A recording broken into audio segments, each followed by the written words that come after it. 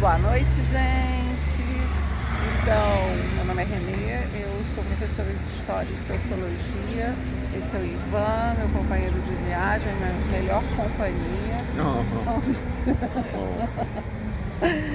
E a gente faz os vídeos das nossas viagens sempre voltado para história, cultura. E hoje a gente vai ter um passeio diferente. Lendas da Vila. A gente vai fazer um passeio noturno pela cidade de Tiradentes. Afinal de contas, estamos em Tiradentes. Noturno por quê? Porque são lendas, são...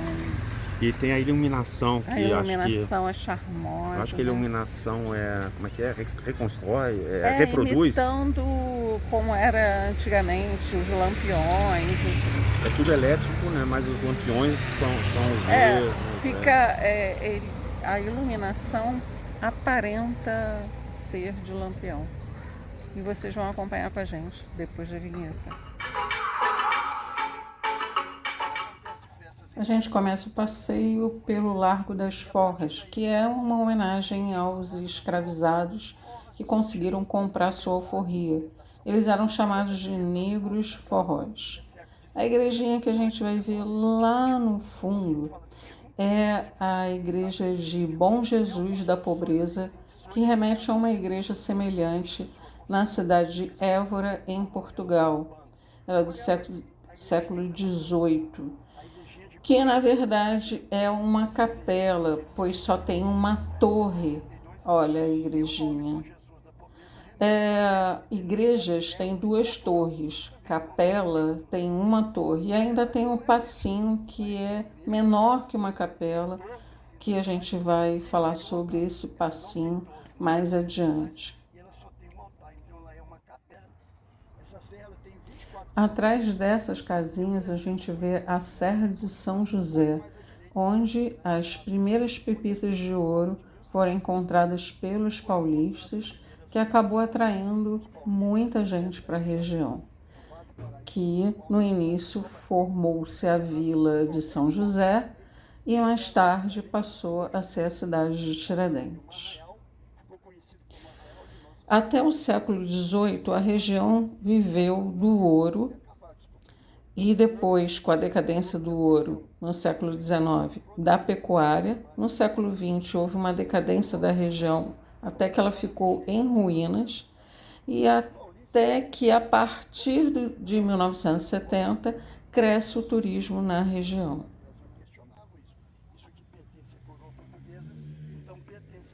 Entrando agora no beco do Sr. Zé Moura, vamos ouvir algumas histórias interessantes. A porta que vocês estão vendo é chamada de Porta de Serventia, que eram as portas pelas quais os escravizados saíam para trabalhar na mineração. Mas serventia, na verdade, era por causa das visitas que vinham e permaneciam por muito tempo. Muitas vezes ficavam por um ano e começavam a se intrometer no andamento da casa, a reclamar. E aí o dono da casa falava: a porta da rua é serventia da casa. Agora vamos falar de uma história misteriosa que ocorreu aqui, pisando nessas pedras. Um morador da Rua Direita estava vindo do seu trabalho quando passava por esse local e encontrou uma criatura metade homem, metade porco, um porcozão, que teria de 2 a 5 metros de altura. Vamos ficar com 2 metros, porque 5 é mentira. Eu correria, mas um mineiro não pode ver porco. O homem armado de faca feriu o porcozomem na perna direita, e este saiu correndo e virou à direita da Rua Direita. No dia seguinte, o homem começou a contar para todo mundo o que tinha acontecido e percebeu que um de seus vizinhos tinha um corte na perna direita. No dia seguinte, o homem sumiu.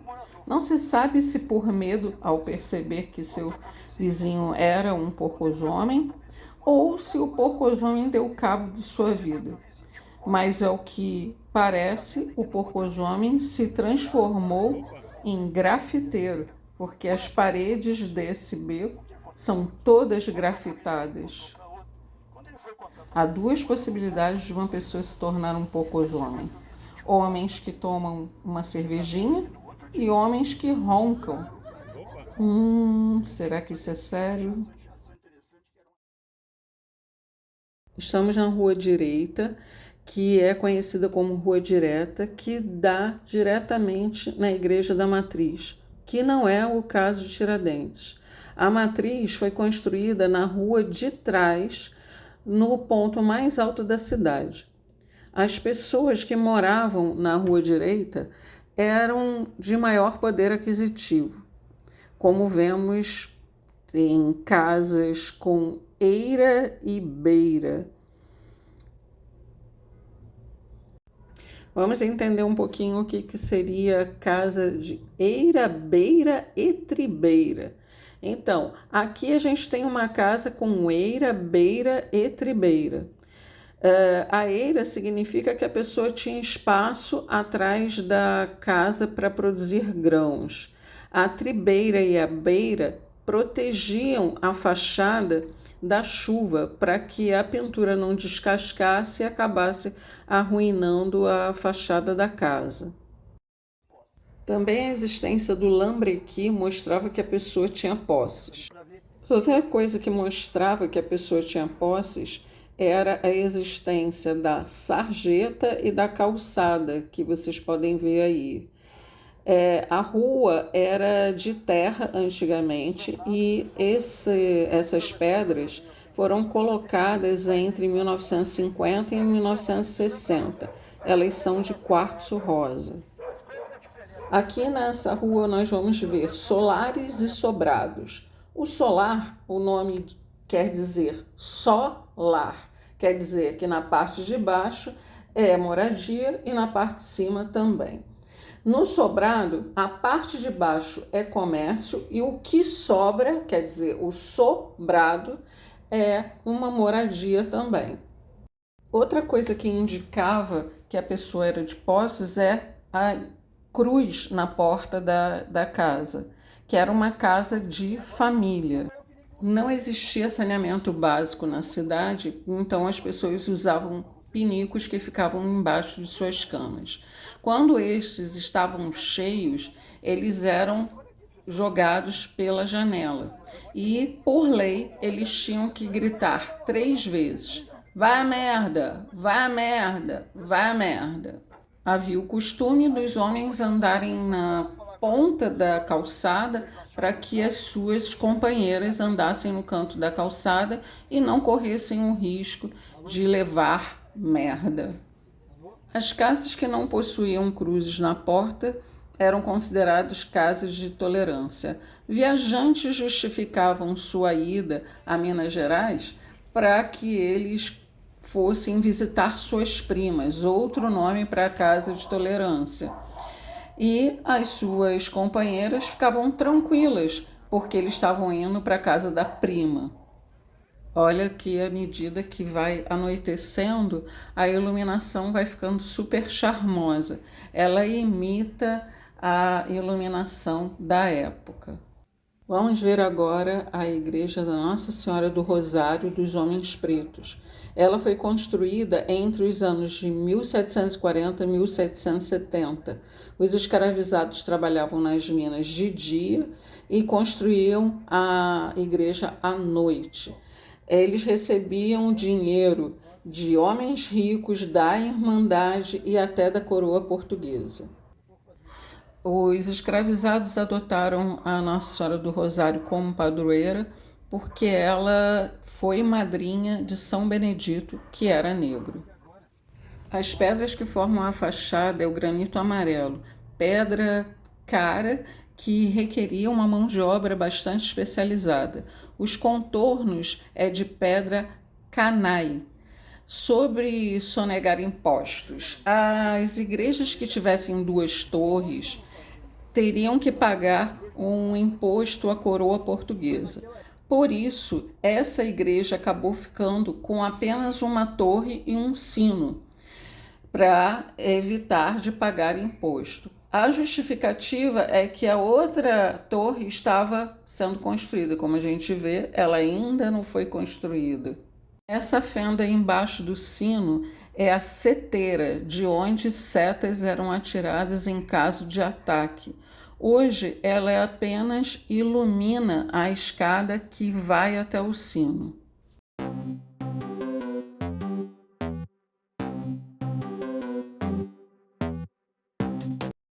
Esta é a cadeia que falamos no vídeo anterior. Ela tem um estilo neoclássico.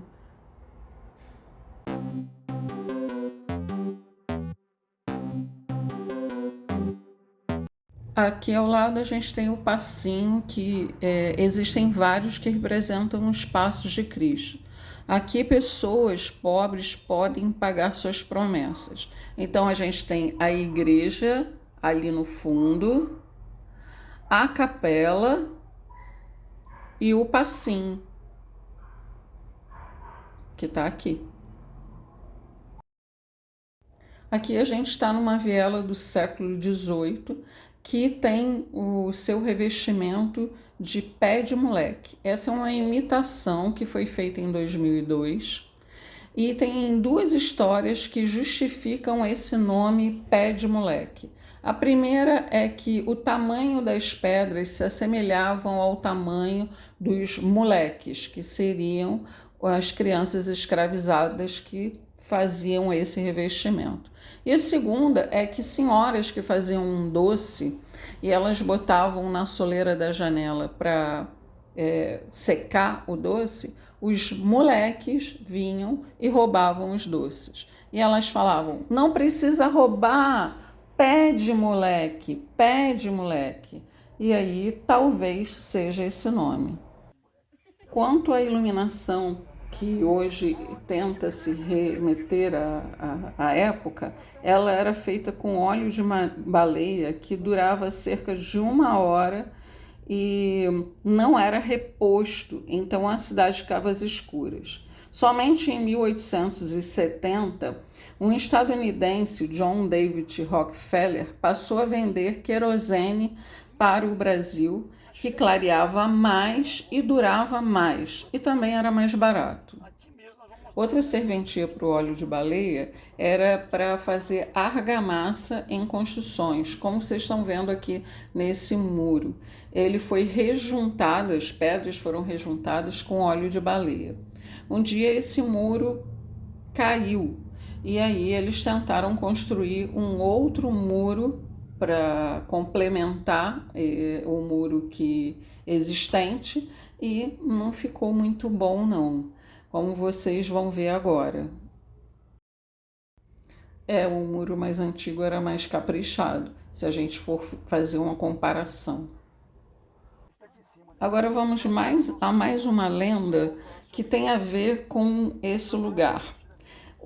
Existia um barão muito rico que ele sempre viajava, mas ele tinha um tempo certo para voltar. Certa vez ele voltou antes do tempo e encontrou a sua esposa num relacionamento com o capataz.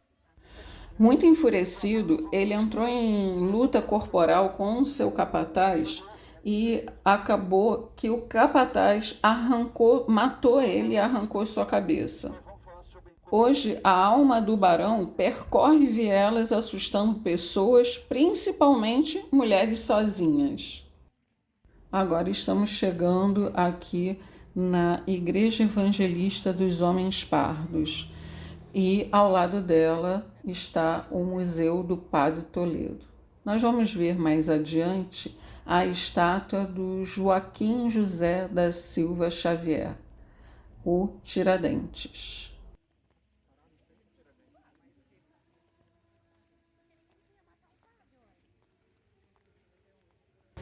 No fundo dá para ouvir a música da igreja. Vou dizer para vocês que essa estátua não se parece absolutamente nada com o Tiradentes. Ela se parece muito mais com o George Washington, que fez a independência dos Estados Unidos, do que com o Tiradentes. O Tiradentes ele era bem mais alto e na época ele estava mais grisalho e ele não era muito bonito. A Igreja Evangelista ela foi construída entre 1750 e 1760. Ela era frequentada por compositores de música sacra e barroca. Aqui a gente tem outra malandragem para sonegar imposto. Temos 2 torres, mas no lugar do sino foi colocada uma janela para não ser caracterizada como uma outra torre. Nós vamos agora nos dirigir para o Largo da Matriz e vamos falar de mais uma lenda, a lenda da noiva. Existia uma noiva que foi abandonada no altar e ela entrou em profunda depressão e acabou tirando sua própria vida. Dizem que se dando um tiro, tomando veneno e se enforcando. Tudo isso. Nas lendas da cidade constam 5 maneiras pelas quais ela teria tirado sua própria vida. Ou foram 5 noivas que foram abandonadas no altar. Se isso aconteceu, essa igreja dá muito azar. Dizem que a alma dela pega homens desacompanhados pelos becos da cidade. E quando ela pega, ela pergunta: "Você é meu noivo?" A última vez que ela foi vista foi em 2002. Isso foi porque uma mocinha se vestiu de branco, pintou a cara de branco e saiu assustando as pessoas. A polícia foi chamada, a moça foi detida e a população que gosta de uma fofoca foi junto com a polícia. Ao ser interrogada, perguntaram por que ela tinha feito isso. E aí ela respondeu: "Aqui nunca acontece nada, eu queria dar movimento para a cidade." Essa é a Igreja da Matriz Santo Antônio de Pádua, que foi construída entre 1710 e 1810. Foi feita uma reforma em 1807, quando se incluiu desenhos na fachada feitos pelo Aleijadinho e com a ajuda de 2 pedreiros, Leandro Gonçalves Chaves e Cláudio Viana. O sino da esquerda ele anuncia casamentos e batizados. O sino da direita ele anuncia quando alguém morreu e também se quem vai rezar é um bispo ou outro cardeal. Então era a forma de comunicação da época. Na fachada também nós vemos 2 relógios. O relógio da direita, ele funciona. O relógio da esquerda, ele é apenas decorativo, é uma pintura para dar continuidade à simetria da fachada. Aqui nós temos o Cordeiro de Deus, tá? Que abaixo dele tem as 7 pragas do Apocalipse. Essa igreja é a segunda do Brasil mais rica em ouro. A primeira é a Igreja do Pilar, em Ouro Preto. Mais uma olhadinha na igreja com essa iluminação noturna que é bastante bonita. Aqui a gente tem a Câmara Municipal, que era onde ficavam os homens bons, que eram os proprietários de terra e de escravos, que eram os vereadores. E aqui um busto do Tiradentes, Joaquim José da Silva Xavier, que aqui está de barba e cabelo comprido, que não era essa a aparência do Tiradentes na época em que ele foi enforcado. Chegamos ao chafariz de São José, que tem a fachada barroca e com a imagem de São José e o brasão das armas do Reino de Portugal. Tem um formato de capela, porque na época não existiam igrejas na cidade, então as missas eram missas campais. Então fizeram um chafariz em formato de capela para que as missas ocorressem.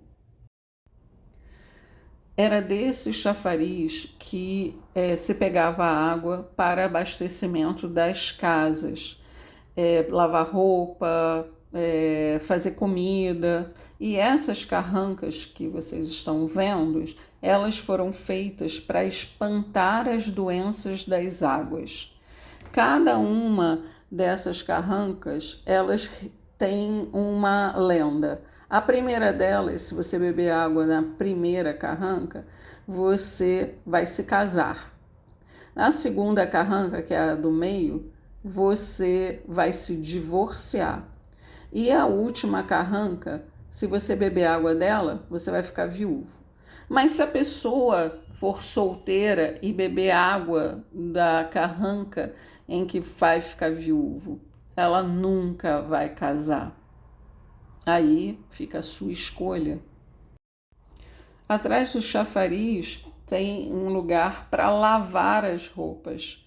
E as lavadeiras, quando vinham lavar as roupas, elas faziam a maior fofoca. Era muita fofoca. Até que em 1810 foi instituída uma lei da fofocaria. Era proibido fazer fofoca. Quem fizesse fofoca ficaria preso 12 dias e receberia açoite. A lei não pegou e a fofoca continuou. No bosque ao lado tem uma lenda que é uma assombração da Mãe do Ouro. Ela diz onde está o ouro escondido, mas você precisa encontrar com ela meia-noite, totalmente vestido de azul marinho, junto de uma menina de 12 anos vestida de rosa e uma menina de 3 anos vestida de amarelo, segurando uma toalha branca. Aí, se você tiver assim, ela vai mostrar onde está o ouro. Esse assoalho que vocês estão vendo, em 1849 ele foi cimentado, mas em 1983 o IPHAN mandou recuperar o piso. E aí, finalmente, foi resgatada a história. Bem, gente, vamos falar da expressão uai. Da onde vem essa expressão? Algumas pessoas dizem que essa expressão vem de uma senha dos conjurados, que significaria U de união, A de amor e I de independência. Mas existe outra história que fala que uai era porque os ingleses, quando vieram para Tiradentes, quando não entendiam alguma coisa, falavam "Why, sir?", que quer dizer, o que é isso, senhor? E os mineiros entendiam como "Why, so?". Seja lá o que for, é uma expressão deles, uma expressão mineira. E esse foi o vídeo de hoje. Eu espero que vocês tenham gostado. Deem seu like.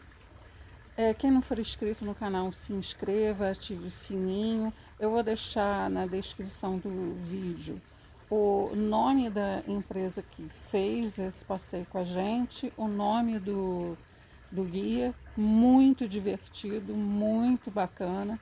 Né, Ivan? O que você achou? Sim, muito interessante. O Carvalho, né? Ele contou tudo que interessava de uma forma bem humorada. Bem humorada, é muito legal. Tá? Venham, porque vocês vão gostar. Até o próximo vídeo, gente. Tchau.